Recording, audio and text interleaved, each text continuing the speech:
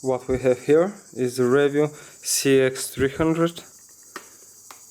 Nearly no scratches on the body. Very nice little camera, very easy to use, compact and super lightweight.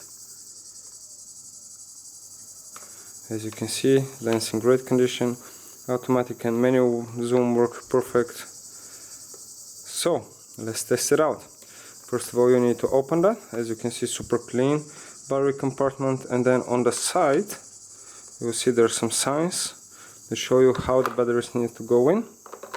Insert the batteries in, close the lid, voila, 18 frames per second, 30 frames per second. Light meter works very correctly, extremely important to say.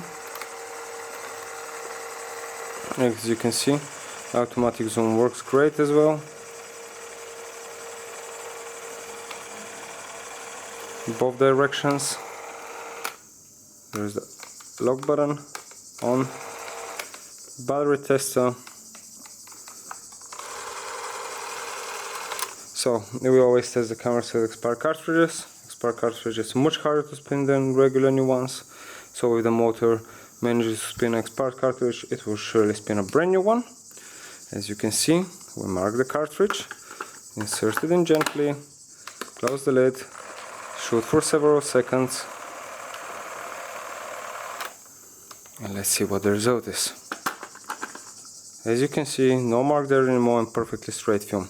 No mark there anymore means that the motor has enough power to spin even hard spinning expired cartridge, and the straight film means that the motor and the film gate work simultaneously together, which is extremely important for your footage. The camera is in outstanding condition, perfectly working, super compact, easy to use, lightweight, perfect for a beginner. So somebody is gonna be extremely lucky with this camera.